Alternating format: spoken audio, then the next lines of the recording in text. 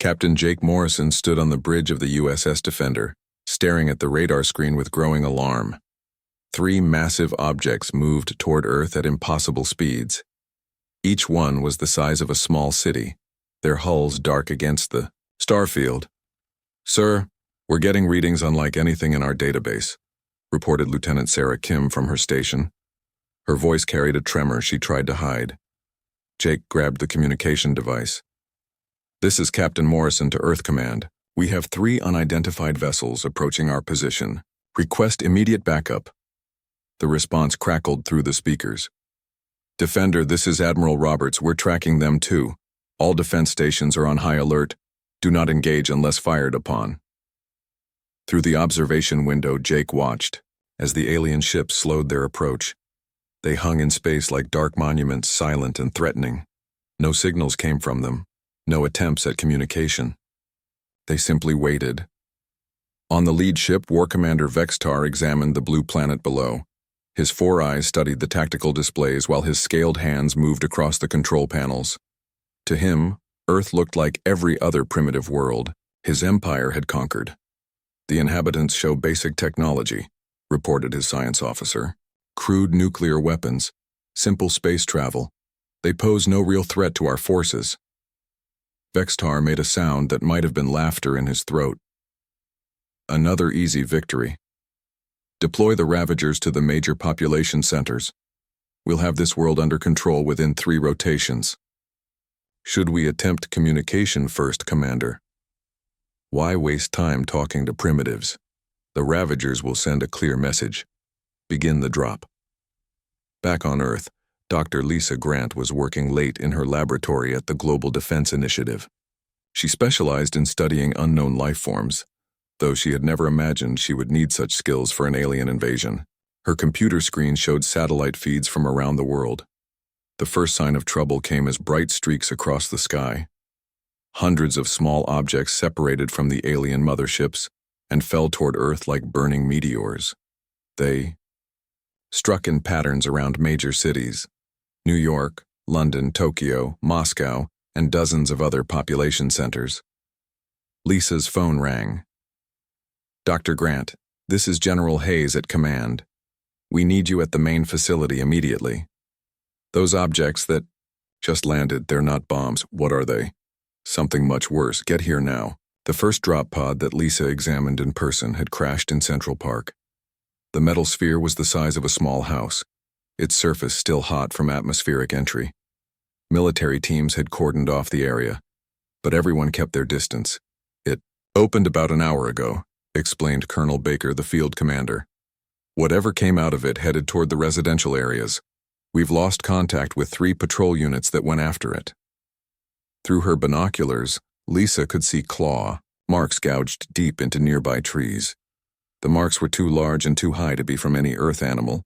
Whatever made them had to be massive. The first clear report came from a news helicopter flying over downtown Manhattan. The pilot's voice shook as he spoke into his radio. "I'm looking at some kind of creature moving through the streets. It's huge, maybe 8 feet tall at the shoulder. Looks like a wolf, but much bigger. It's got claws like knives and it's moving fast. People are running everywhere."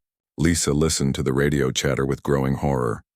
Similar reports flooded in from every major city. The creatures, whatever they were, seemed designed for one purpose: terror and destruction. In rural Montana, farmer Pete Collins was fixing a fence when he heard his cattle making sounds he had never heard before. They weren't just scared, they were in absolute panic. His border collie Mac started barking and running toward the pasture.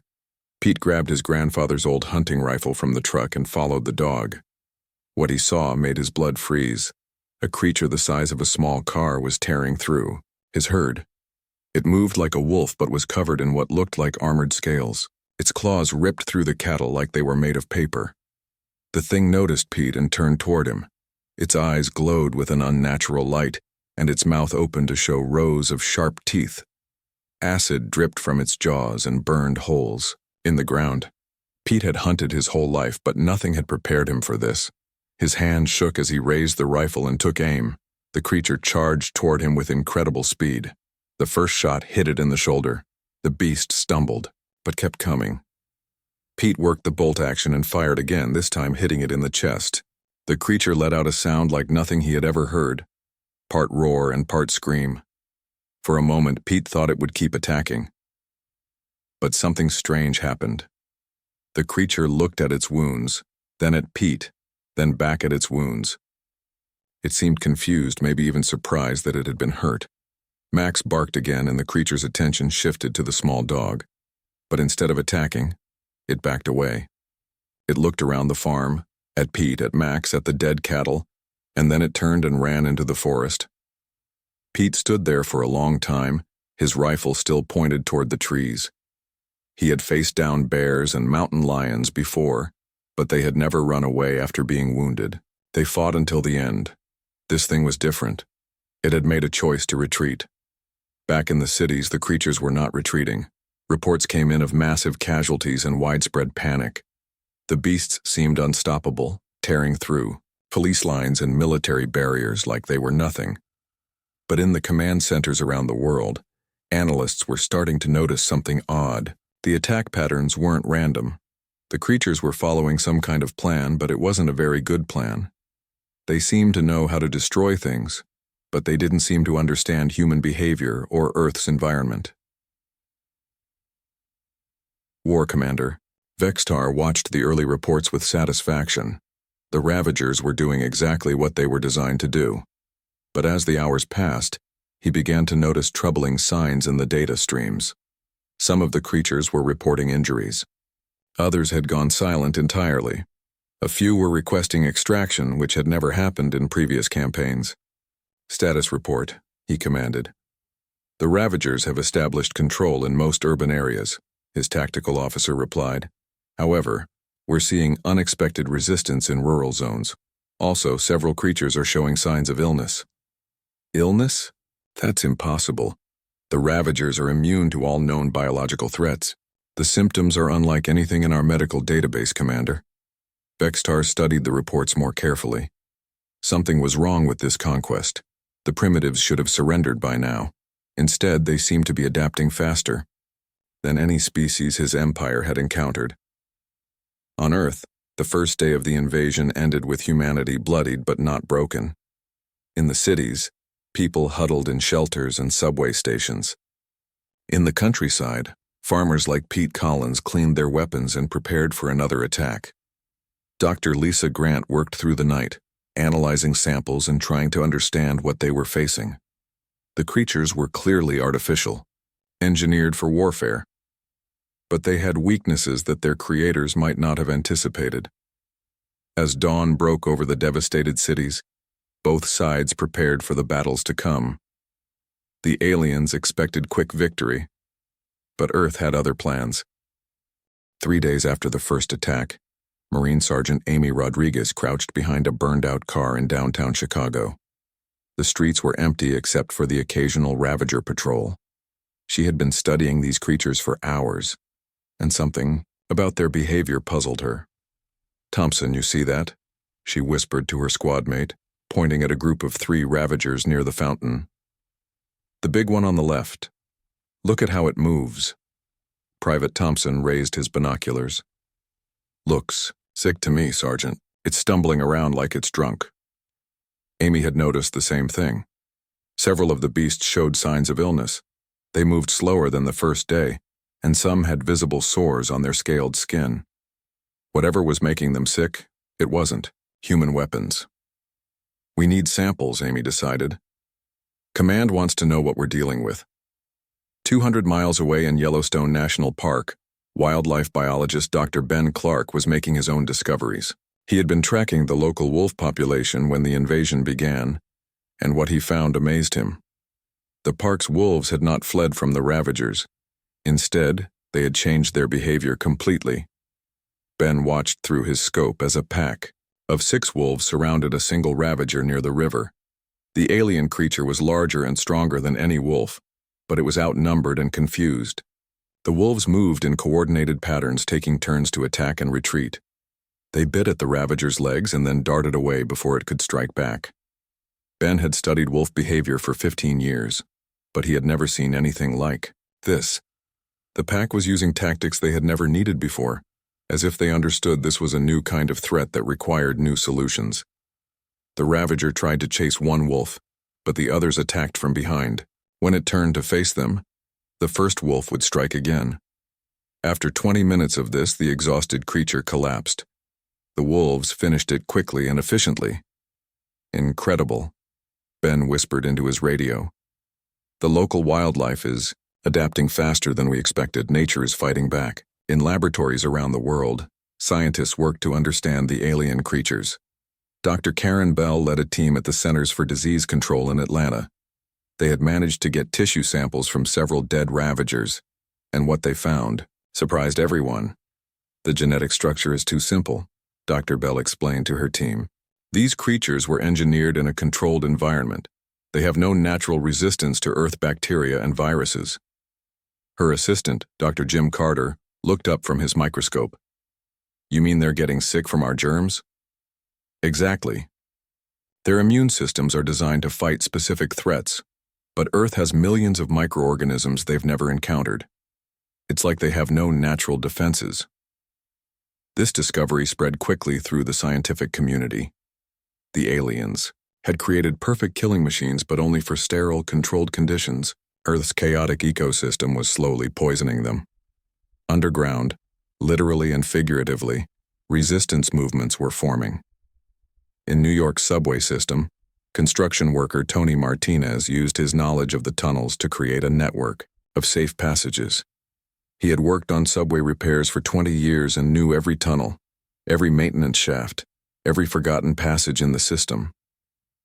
"The creatures are too big for most of these spaces," Tony explained to the group of survivors. He was leading. "They can't fit through the emergency exits or the service tunnels. We can move around the city while they're stuck on the surface." Tony had already set up several trap points using his construction equipment. Heavy steel beams could be dropped to block passages, and electrical cables could be rigged to give the creatures painful shocks. It wasn't enough to kill them, but it was enough to make them think twice about following humans underground. Dr. Susan Wright, a veterinarian from rural Ohio, was taking a different approach. She had been working with farm animals when the invasion began, and she noticed something important about the Ravagers' behavior. "They're predators, but they're not Earth predators," she explained to the emergency council meeting. "They don't understand our animal behavior patterns." Dr. Wright had developed a tranquilizer that could slow down the creatures, though it couldn't stop them completely. More importantly, she had figured out that the Ravagers could be confused by certain sounds and smells. "Farm dogs and cats seem to know something we don't," she said. "They can sense when the creatures are coming before we can. We should be paying attention to our animals." Back in space, War Commander Vextar stared at the reports with growing frustration. The conquest should have been complete by now. Instead, his forces were reporting problems he had never encountered. "Commander, we're losing Ravagers at an alarming rate," his tactical officer reported. "Not from weapons fire, but from what appears to be biological warfare." "Impossible. The primitives don't have biological weapons. The planet itself seems to be fighting our forces. The Ravagers are succumbing to local pathogens and environmental factors we didn't account for." Vextar's 4 eyes narrowed. In all his years of conquest, he had never encountered a world that fought back on its own. The Ravagers had conquered dozens of planets without a single loss to disease. Increase the deployment rate. Send more creatures to overwhelm their defenses. But even as he gave the order, Vextar knew something was wrong. The primitive world was not behaving like other primitive worlds. It was adapting too quickly, fighting back in ways that made no sense. On Earth, the second wave of Ravagers began to arrive, but this time humanity was ready. Amy Rodriguez and her squad had learned to predict the creatures' movements. Dr. Bell's team had developed ways to spread Earth bacteria to speed up the aliens' illness. Ben Clark was working with park rangers to coordinate wildlife attacks. The Eider resistance was growing stronger, but so were the aliens' efforts. As the sun set on the 4th day of invasion, both sides prepared for a longer war than either had expected. In his Montana farmhouse, Pete Collins cleaned his rifle and watched the forest. Max the border collie sat beside him, alert and ready. They had fought off 2 more Ravager attacks, and each time the creatures seemed less sure of themselves. Something's changing, boy, Pete said to his dog. These things aren't as tough as they want us to think. Max barked once as if agreeing. Outside, the forest was quiet, but both man and dog knew that wouldn't last long. The real fight was just beginning. The aliens had expected to face a primitive world with primitive defenses. Instead, they found themselves fighting an entire planet that refused to give up. Every human, every animal, every microorganism was part of a defense system that had evolved over millions of years. The Ravagers were learning a hard lesson about the difference between designed perfection and natural resilience. Earth was teaching them that sometimes the most dangerous enemy is the one that doesn't fight fair. 2 weeks into the invasion, War Commander Vextar paced around his command center. The walls displayed casualty reports that made no sense to him. His perfect Ravagers were dying in numbers that should have been impossible. "Explain this to me, again," he demanded from his science officer. "How are primitives killing our most advanced bioweapons?" "The creatures are not being killed by the humans directly, Commander. The planet itself appears to be hostile to our forces. Local diseases, environmental toxins, and native predators are all working against us." Vexitar struck the control panel with his clawed fist. "We have conquered 47 worlds with the Ravagers. Never have we seen losses like this. Perhaps we should study this world more carefully before sending additional forces."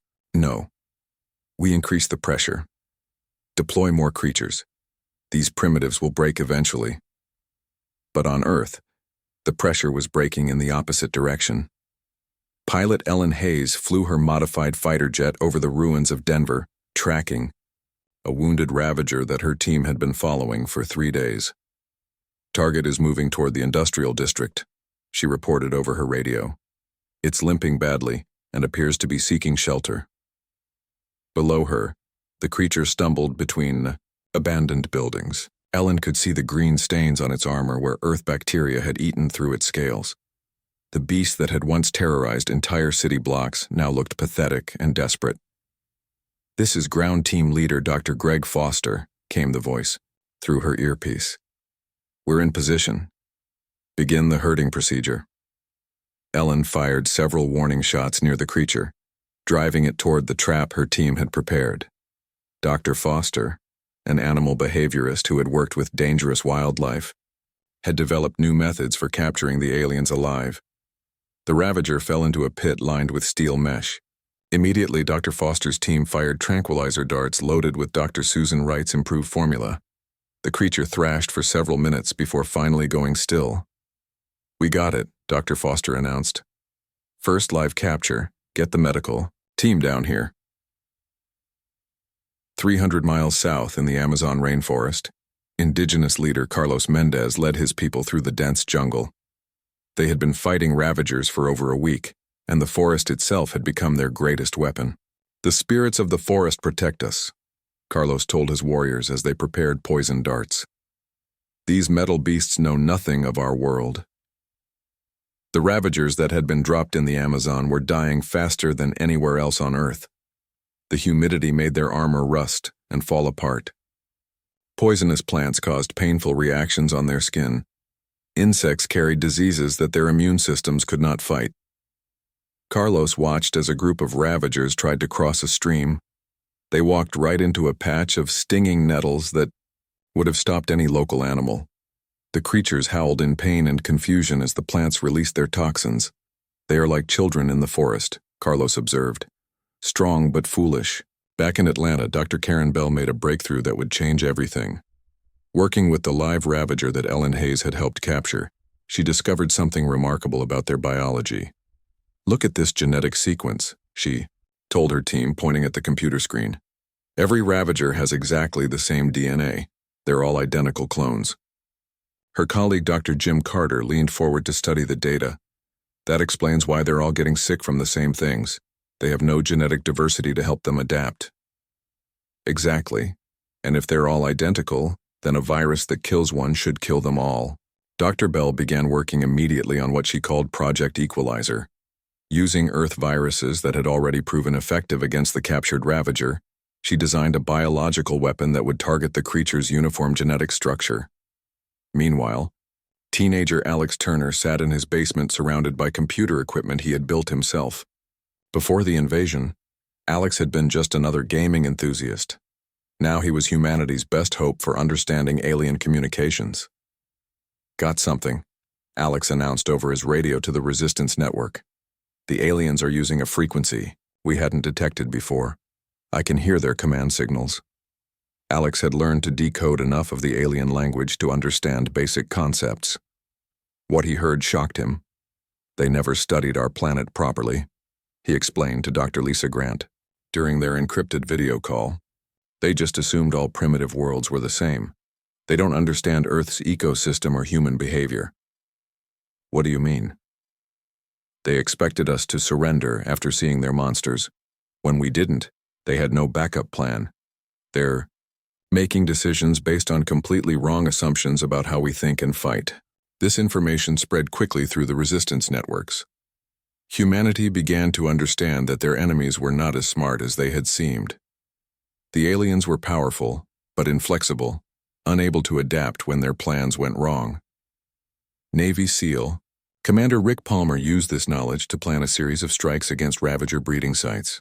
The aliens had established these facilities in remote areas, thinking they would be safe from human interference. "Intelligence reports show 3 main breeding centers," Rick explained to his team. "The aliens chose locations based on their own needs, not on whether humans could reach them. Big mistake." Rick's team approached the first site in the Nevada desert. The aliens had built their facility in an open area with good sight lines, perfect for their own security, but terrible for dealing with human stealth tactics. "No guards posted on the approaches they think we can't use," Rick observed through his scope. "They really don't understand how we operate." The SEAL team infiltrated the facility and planted Dr. Bell's biological weapon throughout the breeding chambers. Within hours, newborn Ravagers began dying from the modified Earth virus. Similar strikes hit breeding facilities in Australia and Canada. Each success proved the same point: the aliens had never bothered to truly understand their enemy. Rancher Mary Johnson organized civilian militias across the American Midwest. Her group had learned to use the Ravagers' new unpredictability against them. The sick and confused creatures could be herded like cattle into prepared killing zones. "They used to be smart hunters," Mary explained to her volunteers. "Now they're just sick animals. We know how to deal with sick animals." Fighter pilot Captain Steve Adams coordinated international airstrikes against the alien motherships. With the Ravagers compromised on the ground, the aliens were forced to deploy their own soldiers for the first time. "Unknown contacts leaving the alien vessels," Steve reported as he flew his intercept mission. "Looks like the big boys are finally coming down to play." But the alien soldiers proved to be even less prepared for Earth combat than their bioweapons had been. Centuries of relying on Ravagers had made them soft and overconfident. They wore armor designed for space combat, not for fighting in Earth's diverse environments. Ground forces led by General Patricia Lee engaged the alien troops in conventional warfare. What they found surprised everyone. "These aliens are terrible soldiers," Patricia reported after the first major engagement. "They have good equipment but no field experience. They fight like they learned tactics from a textbook, not from actual combat." The aliens fell back to defensive positions around their landing sites, clearly unprepared for the level of resistance they were facing. Their perfect plan was falling apart, and they had no idea how to fix it. As the third week of invasion began, the tables had completely turned. The hunters had become the hunted, and Earth was winning a war that the aliens thought would be over in 3 days. War Commander Vextar stared at his tactical displays in disbelief. Somehow the primitives had turned his greatest weapons against him. The Ravagers were dying, his soldiers were retreating, and worst of all, he had no idea how it had happened. For the first time in his military career, Vextar was facing the possibility of defeat. The thought terrified him more than any weapon the humans could have built. The biological weapon spread faster than anyone had expected. Dr. Karen Bell watched the global infection rates on her computer screen as reports came in from around the world. The modified Earth virus was killing Ravagers at an incredible pace. Infection, Rate is at 92%, she announced to the emergency command center. The creatures that aren't dead yet are too sick to fight effectively. General Patricia Lee studied the tactical maps. Red dots showed Ravager positions from a week ago. Now most of those dots had turned gray, marking dead or inactive creatures. How long before they're all gone? At this rate, maybe 72 hours for complete elimination of the remaining population.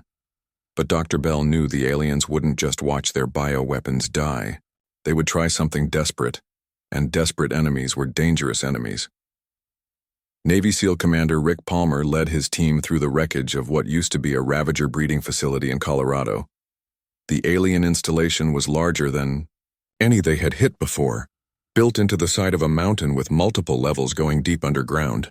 "Movement ahead," whispered his point man, Corporal Jake Williams. "Looks like alien soldiers, not Ravagers." Rick raised his rifle and peered through the scope.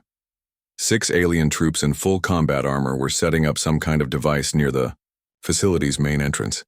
The equipment was unfamiliar, but the way they handled it with extreme care suggested it was dangerous. "Looks like they're installing a bomb or maybe a biological weapon," Rick reported over his radio. "We need to stop them before they finish." The SEAL team moved into position.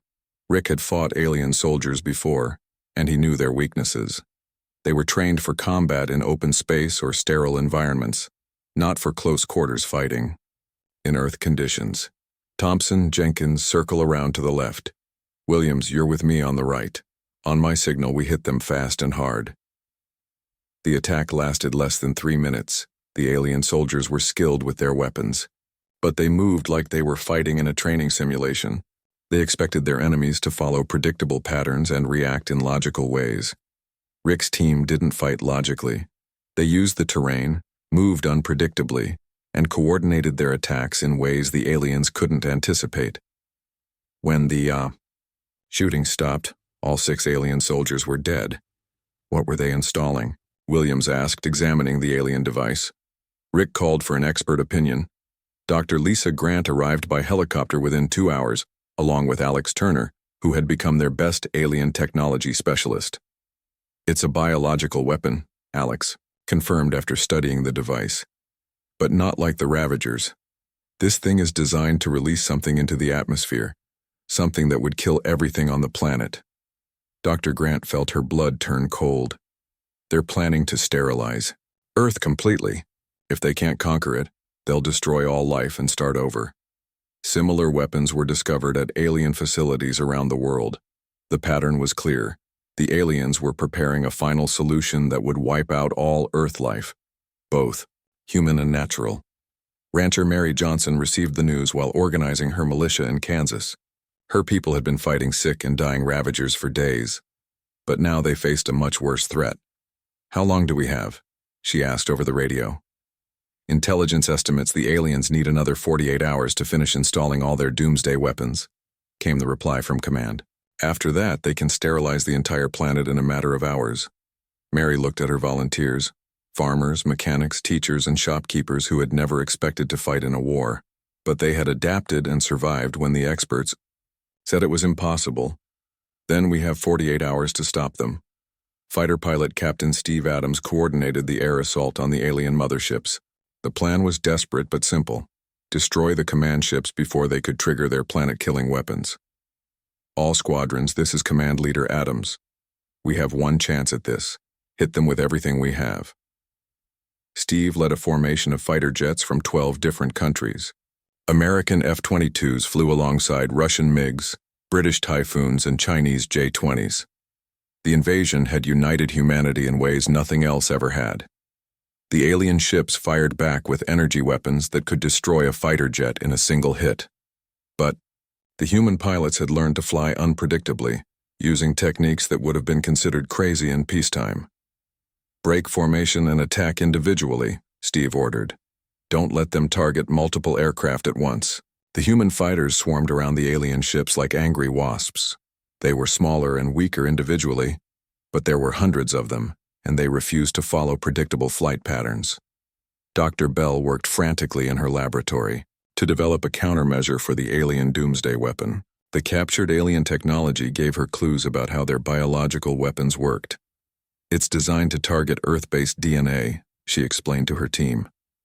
Everything that evolved on this planet will die if they release it. Can we stop it?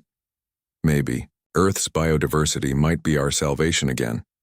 The weapon is designed to kill specific genetic patterns, but Earth has so many different life forms that some might survive naturally. Dr. Bell began working on a plan to spread protective organisms throughout the atmosphere. It was a long shot, but Earth's chaotic biology had surprised the aliens before. Meanwhile, epidemiologist Dr. Nina Clark was studying the alien plague weapon in detail. She made a disturbing discovery. The weapon isn't just designed to kill, she reported. It's designed to clear the planet for alien colonization. They want to remove all Earth life and replace it with their own ecosystem. This revelation changed everything. The aliens weren't just trying to conquer Earth. They wanted to transform it into a copy of their homeworld, complete with their own plants and animals. Ground forces around the world launched coordinated attacks on alien facilities. Every breeding center, every weapons installation, every communication array became a target. Humanity threw everything it had at the invaders. In the Amazon, Carlos Mendez led his warriors in attacks on alien outposts. The jungle itself fought alongside them, with poisonous plants and disease-carrying insects making life miserable for the alien soldiers.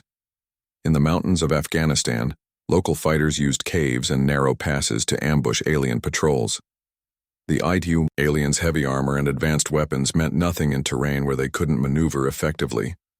Urban resistance fighters like Tony Martinez turned cities into death traps for alien forces. Every building became a potential ambush site. Every subway tunnel a hidden passage for human fighters. War Commander Vexitar watched his invasion force crumble with growing panic. The primitives were not supposed to be capable of this level of coordination and adaptation. "Commander, we're losing facilities faster than we can defend them," reported his tactical officer. "The humans are attacking on all fronts simultaneously. Then we accelerate the sterilization schedule. Begin the final deployment immediately." "Sir, the weapons aren't fully calibrated yet. We haven't completed the atmospheric analysis." "I don't care. Release the plague now before we lose any more installations." Vexitar had made the same mistake that had doomed his invasion from the beginning. He was so focused on following his plan that he couldn't adapt when circumstances changed. The decision to rush the deployment of untested weapons would prove to be his final error. On Earth, alarm signals began broadcasting from every major city. The moment humanity had feared was about to arrive. The aliens were deploying their planet-killing weapon, and there was no more time for preparation. But Earth had one final surprise for the invaders. Dr. Bell's countermeasures were ready. Dr. Clark's protective organisms were spreading through the atmosphere, and humanity's chaotic, unpredictable nature was about to face its ultimate test. The final battle was about to begin, and this time, the fate of all life on Earth hung in the balance. The alarm bells rang across every major city on Earth. War Commander Vexitar had triggered his planet-killing weapon too early, and now green clouds began spreading from alien installations around the world. The deadly plague was designed to kill every living thing that had evolved on Earth. Captain Jake Morrison piloted his fighter jet toward the lead alien mothership, knowing this might be his last mission. Behind him flew pilots from every nation on Earth united in one final desperate attack. "All units, this is Morrison. The ground teams have 40 minutes before that plague reaches toxic levels. We need to take out their command ship now." The alien vessel fired massive energy beams that could destroy entire squadrons, but the human pilots had learned to fly like no military academy had ever taught them. They broke formation and attacked from dozens of different angles at once. Jake watched as 3 of his wingmen were destroyed by alien fire. But the sacrifice wasn't in vain. Their attack runs had damaged the ship's main weapons. Now smaller human fighters could get close enough to do real damage. "Target the command tower," Jake ordered. "If we can take out their leadership, maybe we can stop this plague." On the ground, Dr. Karen Bell and Dr. Nina Clark worked frantically in their mobile laboratory. They had deployed their countermeasures, but the alien plague was stronger than they had expected. The protective organisms are slowing it down, Dr. Clark reported, but they're not stopping it completely. We need more time. Dr. Bell looked at the readings from monitoring stations around the world. The green clouds were spreading, but something strange was happening.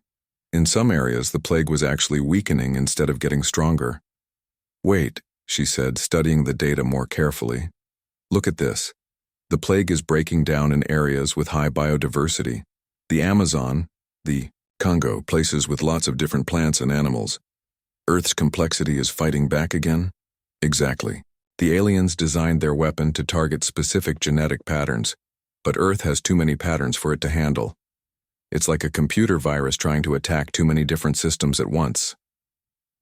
This discovery gave humanity its first real hope.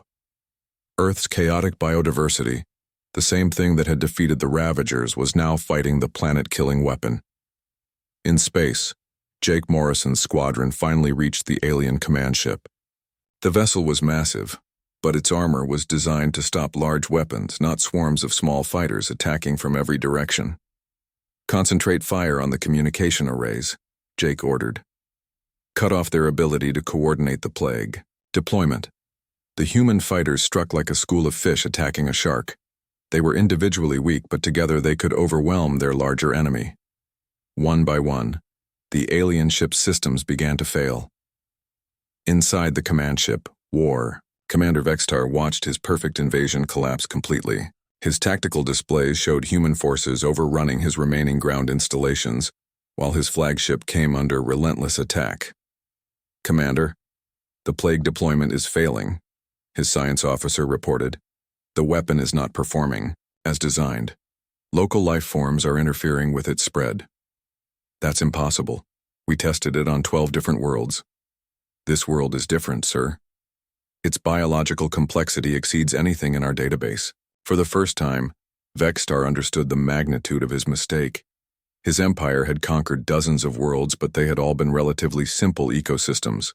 Earth was unlike anything they had ever encountered. On the surface, resistance. Fighters launched their final attacks. Tony Martinez led his team through the New York subway system to attack the alien facility in Manhattan. The tunnels he knew so well had become highways for human forces to move unseen. Charges are set, he reported over his radio. When this thing goes up, it'll take their whole operation with it. Similar attacks were happening around the world. Carlos Mendez and his warriors had surrounded the alien outpost in the Amazon. The jungle itself seemed to be helping them, with vines growing over alien equipment and insects shorting out their electronics. Rancher Mary Johnson led her militia in a final assault on the alien installation in Kansas. Her farmers and shopkeepers fought with the determination of people defending their homes and families. "These aliens picked the wrong planet," Mary shouted as her people charged the alien positions. "Earth doesn't give up."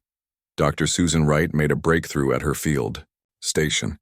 Working with the few remaining Ravagers that hadn't died from the plague, she discovered something remarkable.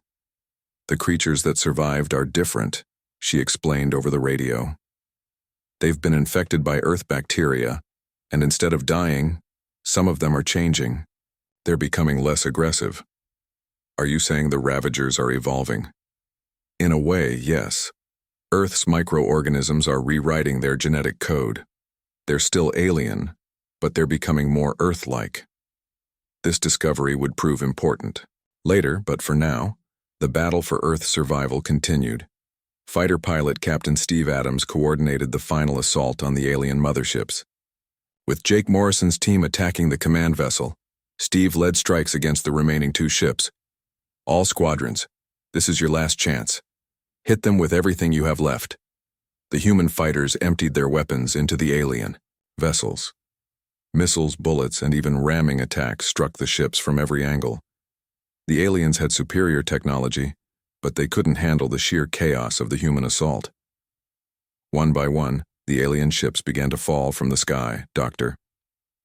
Bell watched her instruments as the green plague clouds finally began to dissipate. Earth's biodiversity had done what human technology couldn't. The planet itself had neutralized the alien weapon. "It's working," she announced to the command center. "The plague is breaking down. Earth is cleaning itself." Across the planet, The alien installations went silent. Their forces were dead, captured or retreating to the few remaining ships. The invasion that was supposed to last 3 days had taken a month and ended in complete failure. War Commander Vexitar stood in his damaged command center, surrounded by failing systems and dead crew members. A transmission came in from the few surviving alien vessels. "Commander, we're receiving evacuation requests from all remaining units. Should we begin retreat procedures?" Vexitar looked at the tactical display one last time. Every red dot representing his forces had turned gray. His perfect Ravagers were dead. His advanced soldiers had been defeated by primitives. His planet-killing weapon had been neutralized by the very thing he had tried to destroy. "Begin full retreat," he ordered, "and send a message to the Empire. Mark this world as forbidden. Never return here." As the alien ships limped away from Earth, Vexitar composed his final report. He would have to explain to his superiors how a primitive world had defeated their most advanced military force. The truth was simple, but humiliating. They had underestimated their enemy completely. On Earth, the celebration was muted. Too many people had died and too much had been destroyed. But humanity had survived, and more importantly, they had learned something about themselves. Pete Collins stood on his Montana farm, watching the last alien ship disappear into the stars. Beside him, Max the border collie played with a small Ravager pup that Dr. Wright's team had brought him. The young creature had been born on Earth and raised with Earth bacteria. It was still alien, but it was no longer a monster. "Well, boy," Pete said to Max, "looks like we're going to have some interesting neighbors." Dr. Lisa Grant established a new research center dedicated to studying the recovered alien technology and the few Ravagers that had survived and adapted. Her work would help humanity prepare for future contact with alien species. The invasion was over, but Earth had changed. Humanity had learned that their greatest strength wasn't their technology or their weapons. It was their ability to adapt, to work together, and to turn their apparent weaknesses into advantages. The aliens had brought war to Earth, expecting an easy victory over a primitive world. Instead, they had awakened something they didn't understand. A planet that fought back and a species that refused to surrender. Earth had won its first interstellar war, not through superior firepower, but through something much more powerful. The chaotic, unpredictable, unstoppable force of life itself.